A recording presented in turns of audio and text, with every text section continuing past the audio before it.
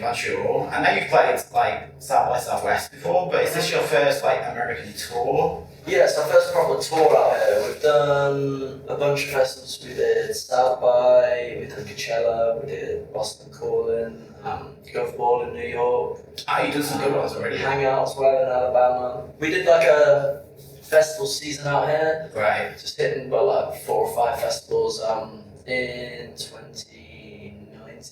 It's all a blur. Yeah, and then that's it really. So all of these shows are the first headline shows we've ever done. This is like our first proper tour. Yeah. And how's Coachella?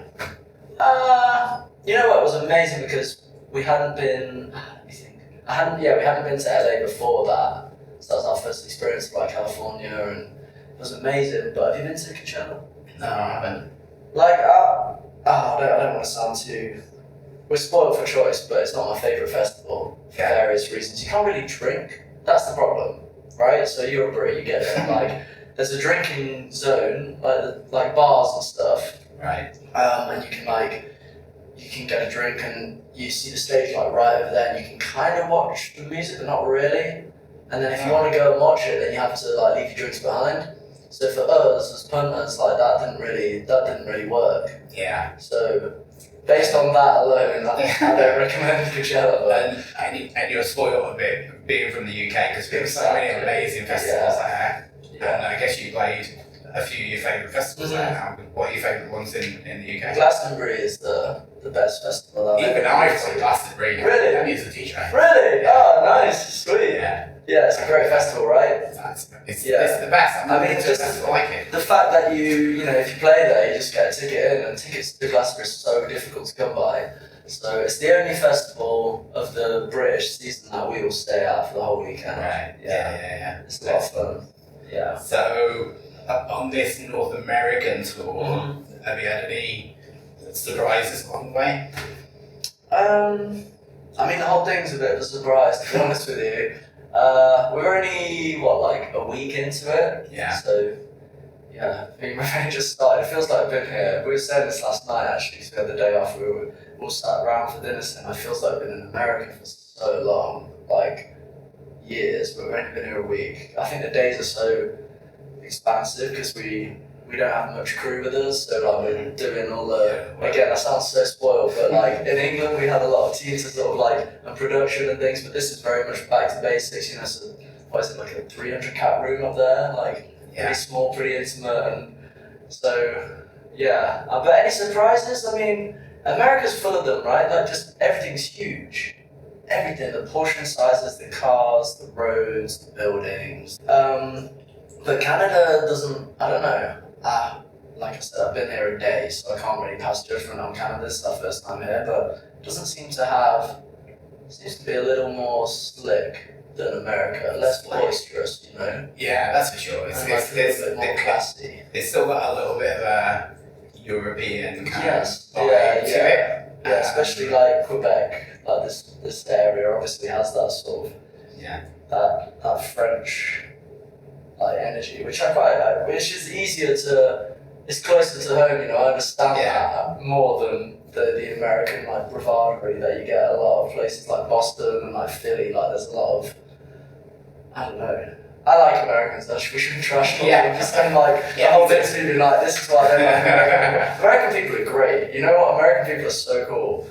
Like super enthusiastic, and especially like if you're British, right? It goes a long way. So it's been a lot of fun. It's been a lot of fun. Montreal crowds do have a reputation of being pretty amazing. Really? So you're biased. You're very biased. I'm a little bit biased, but I've had that opinion from a lot of people, especially Brits, when they play here.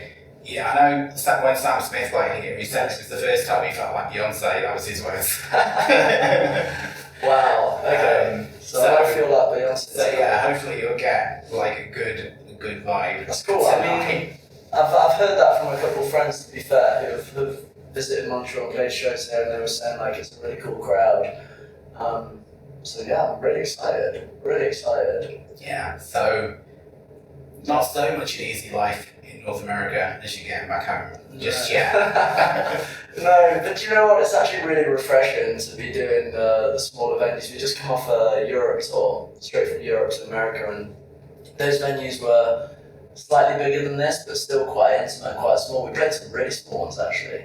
In fact, I think we played our smallest ever gig in, in Oslo. Played like literally set up in the corner of like this little pub, and doing those shows it's different, you know. It's actually a lot harder to do a smaller show than it is to do a big show. You know, in a big show you can hide behind the lights and the production and like, you know, whatever else you have going on, all the bells and whistles. But in a show like that, it's raw. Like there's no lights. And you're just there. Yeah, and there's eye contact.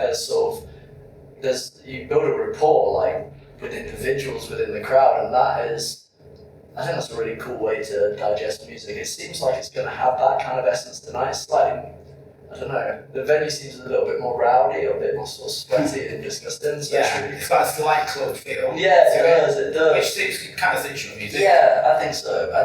It's going to be fun tonight, but yeah, playing the smaller shows is really rewarding. I think it took a while for us to adjust because, you know, it's like, wow, it's a completely different. That's where you started. Obviously, it really starts small. Yeah. So, you know, it just takes you back to those. It's really cool. Early days. Mm-hmm. And then you meet the fans afterwards, and they say, "Oh, it's so cool to catch you in like an intimate setting." And like, I think we play the music differently, and we put ourselves across differently in those environments, and it's really interesting.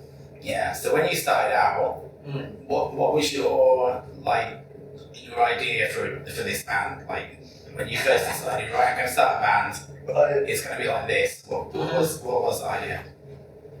Oh, do you know what? Like, it was just fun. It was just for fun, like pure, just, you know, escapist. No expectations. No. I mean, for a lot of the time when we started, we weren't very good either. So I mean, we weren't. You know, we had no delusions that we were actually gonna, you know, ever do any of this stuff, tour in America or any of that stuff. And it's still a surprise every time that something like this happens, and it's the first time, you know, there's still a lot of firsts for us. Yeah. So, yeah, we're super grateful, but no, I don't think we planned anything other than to just sort of, how it started was we would, when we talk about this together actually quite a lot, like we used to, and we still do, like we really enjoy it, you know, it's a labour of love, it's a hobby, the band is like so much bigger than all of us as individuals, and there's so much love goes into it, and as long as that's always the case, then I think we'll always be happy with where we're at. Yeah, there's definitely a lot of feel-good vibes. Yeah, there is, you know, and I think it's the music I always, I feel the urge to write music when I'm actually feeling really sad or melancholy, but I think because of that, I'm trying to sort of lift myself out of those stupors and make something that's like, will make you feel good. And, you know, I've always found it funny, like, some of, I don't know, like uplifting songs like the obvious one being like Nightmares or something, it's actually like about something a lot more. Like moving and sad, you know, it's actually the lyrics to that sound. Yeah, which is what I find is great about Easy Life, you know, because the lyrics are perhaps, you know, quite quite sad, but then the melodies and the harmony and stuff is uplifting, so you get like loads of people screaming about like depression and like feeling shitty, and it's an interesting blend. I like it. Yeah, but you know, after the last few years, people have had a hard time, and there's been plenty of music that soundtracks hard times. Yeah. And I think everybody's ready for a little bit of feel-good vibe now, even if it comes from a slightly dark place. Yeah. So I think you kind of timed in some ways you timed it really well. I think people were ready for that kind of sound. Sure. But obviously you released the album when we were still in kind of weird times. So how was that? How was releasing your first real record? Yeah. In amongst all of that going on? Yeah, I think I'm still coming to terms with it really. Like, some people say you start writing your debut album like with the first song you ever write. Do you know what I mean? Because it feels very much like in many ways like the greatest hits. Do you know what I mean? There's some songs on the first record that were sort of 4 or 5 years old, or you know, and you sort of save them and be like, oh no, it doesn't fit on the current projects I'm working on, but it's a good song, one day I'll put it out on the first album, and you collect these songs, and then we did so much of the sort of the recording and the arranging, and quite a lot of the writing in lockdown, but you sort of build up to this moment of releasing your album, and we've got a new one coming. I don't feel the same about this one because in terms of the anticipation or the sort of, I think we built up in our heads this, the debut album is so important. It's your flag in the sand, it's your shop window, it's all those sort of cliches that people say, and like because of that, it was always bound to be underwhelming because we were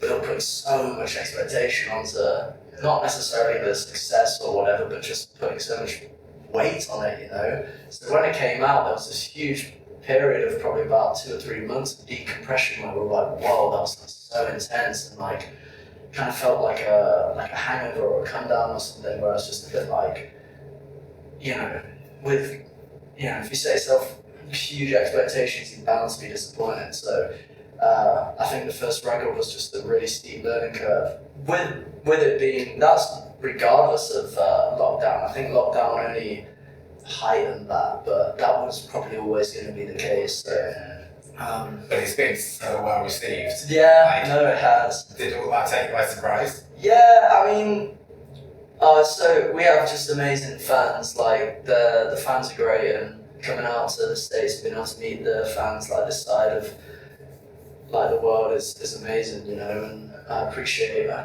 how loyal and sort of into it they are. I feel like we're lucky, like our fans we don't have a very passive audience. That if you like Easy Life, it seems to me that you listen to the whole back catalogue. You'll see tonight that they sing to Nightmares and all the other sort of singles, but they know the words to like the second verse of all the B-sides and everything. They're really into it, and for me, like that's like the greatest honor ever. Like it means so much, especially lots of those songs were just written in my bedroom and never. Yeah, and again, it sounds cliche, but never thought that this many people would hear them, let alone receive them so And this is your life, they're singing back your life stories to you. Yeah, it's very surreal. I'm super humbled by it. It's incredible. I'm very, very lucky. So when you started the band, what kind of music were you listening to around that time? Oh God. I mean, we started the band 2017 or 2018, end of 2017. I think I'd really cottoned onto this. There's such a rich South London jazz scene. Which I still follow now, but at the time I think I literally just discovered that we're not from London, so I spent a lot of time listening to hip hop growing up, and still listen to loads of hip hop now. And we played brass in the band, I played the trumpet and some plays saxophone, so we'd always played in sort of big bands and swing bands and stuff, so I always liked the jazz music, but hadn't realised there was a native London scene happening by people our age, and I think I discovered that back then, and I started experimenting with jazz chords and all that kind of stuff, and that's what really led to the sound of our first mixtape. So I seem to remember listening to a lot of that stuff, but at the same time we'd also be listening to a lot of American music then as well.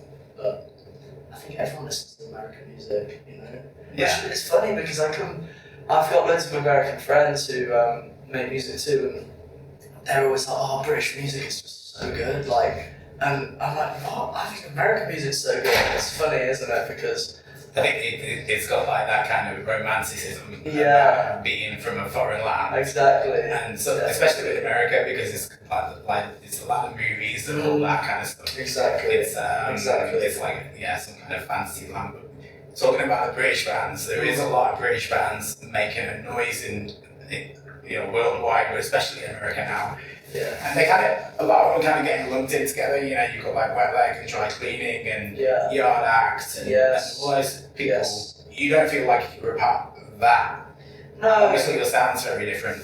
No, I don't, and I really respect those bands. I know a lot of them too, and they're all really cool. And that sound was. They'd probably hate me to describe it, but it's post-punk kind of I was like, yeah, I know. I think it's more than that though, because this feels like a rebirth of that kind of stuff. But whatever. That stuff's really cool. I like it, but we're coming, our references like visually and sonically are worlds apart from that. But like, I still love that those bands are happening, and like, I think when they got number one. Yeah, it is it today? Yeah. They just, so that's. I think they're as surprised as anybody. Yeah, but you know what? Like, that's so sick. That's so sick. So who do you see as your contemporaries? Anybody? Oh, that's a good question. I'm gonna sound like such an arrogant wanker, but I would say that there isn't yet another band that does what we do from England. I think it's okay that you say that, because I kind of agree with you, and that's why I asked the question. I hate so it. Like, who are the people that, like... I know, but someone on YouTube is gonna be like, wow, he's so full of himself. Oh, that's awful. But I don't know, I think one thing we're always trying to do is like, again, I sound very pretentious, but it's be different, or even like try and sonically make something, break new ground, you know, maybe, I don't know, and I think we draw from so many different,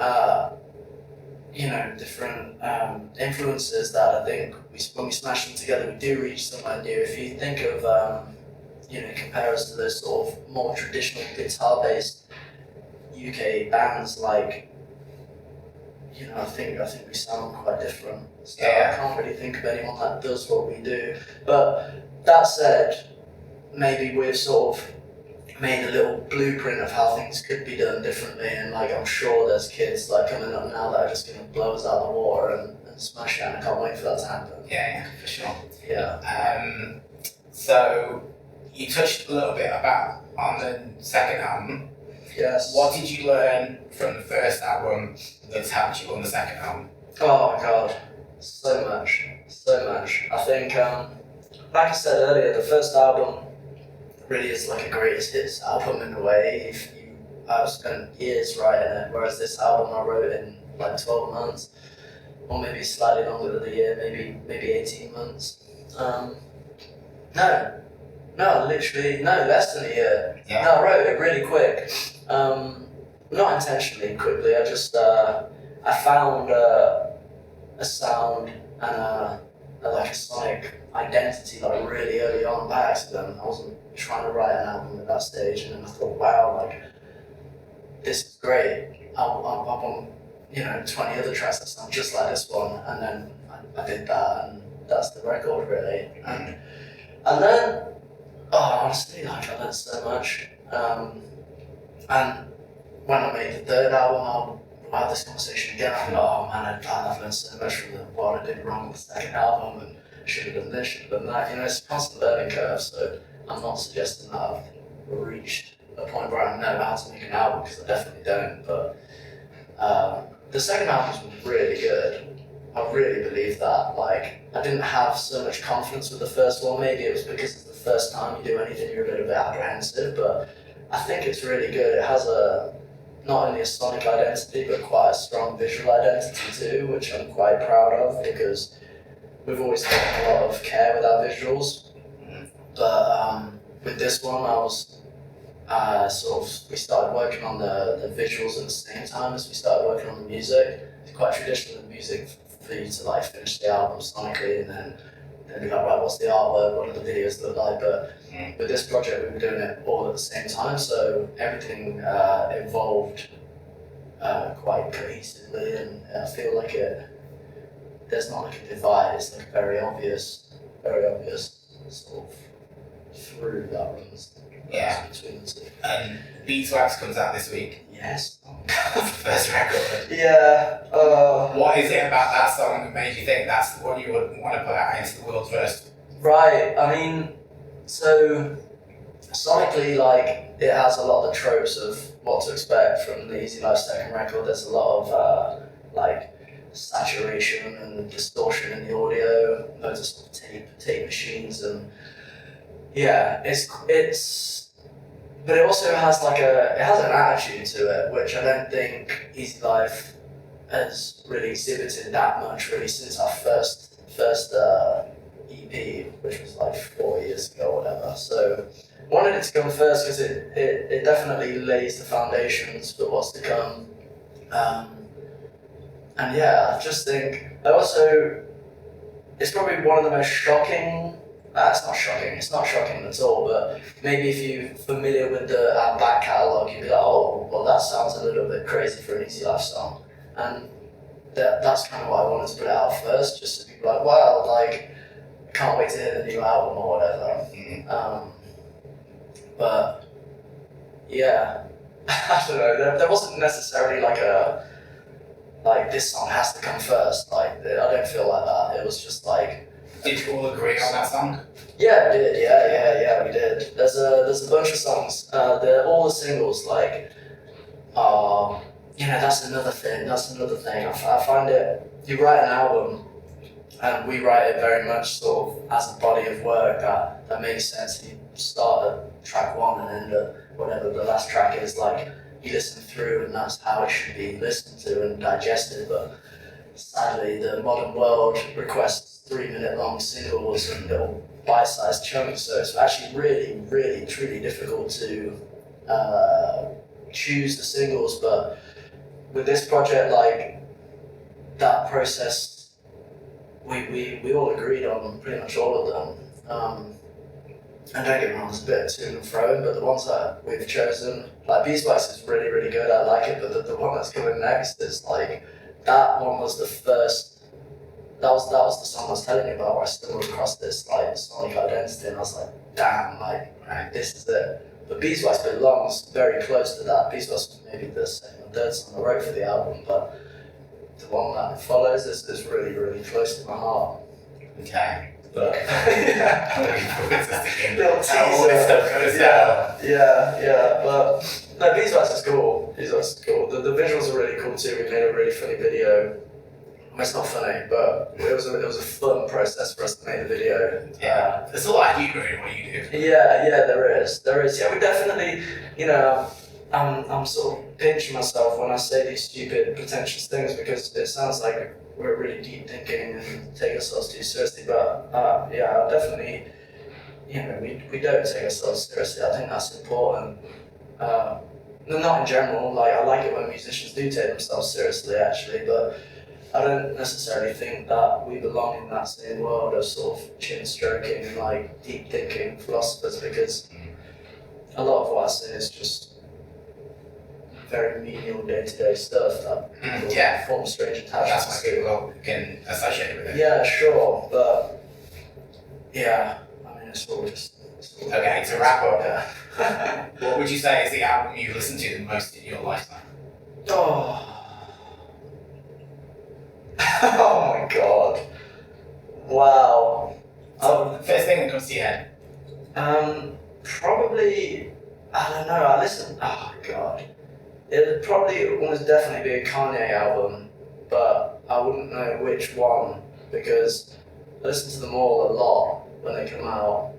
The short one, Yay, or like I Hate Being Bipolar is Awesome, the one that he put out like 3 years ago or maybe 4 years ago. That's probably my favourite Kanye record, which is like a kind of like a polarizing opinion. But I think everybody has a different favourite Kanye album. Yeah, I listen to that a lot. But I don't know why, I always come back to that one. Right. And what's the last album that got you excited? Like maybe from a new act that we don't know? Well, at the minute, the Wet Leg album I think is really good, and I think everyone should listen to that. Does that count as an answer? Yeah. Do you know what? Like I get into these like deep into like our album process. I pretty much don't listen to anything except Easy Life. A lot of people say that. At the start of the process, I listen to loads of other music to try and like steal all their ideas. But when I'm into it, I don't really. Yeah. So I've not got my finger on the pulse, man. You've caught me at a bad time. But that Wet Leg album is really good, and like credit to them, like it's amazing. Yeah, it's nice to see. Like it's obviously unexpected. Yeah. For them, they seem like they're just like caught in the headlights a little bit. Yeah, for sure. And now they're number one in the charts. Crazy. It's inspiring. It really is. People do this. It really is. Especially if they encourage any girls to pick up guitars. I know. Job done. I know, super cool what Yeah. they're doing. I respect them a lot. Cool. Well, it's been really nice chatting to you. I look forward to seeing you on the stage tonight. Oh my god. Yeah, thanks a lot. Thanks so much for having me. Cheers. Yeah, we want to play you a brand new song. It's coming out. That energy is insane. I fuck with your energy. You guys have the best fucking energy.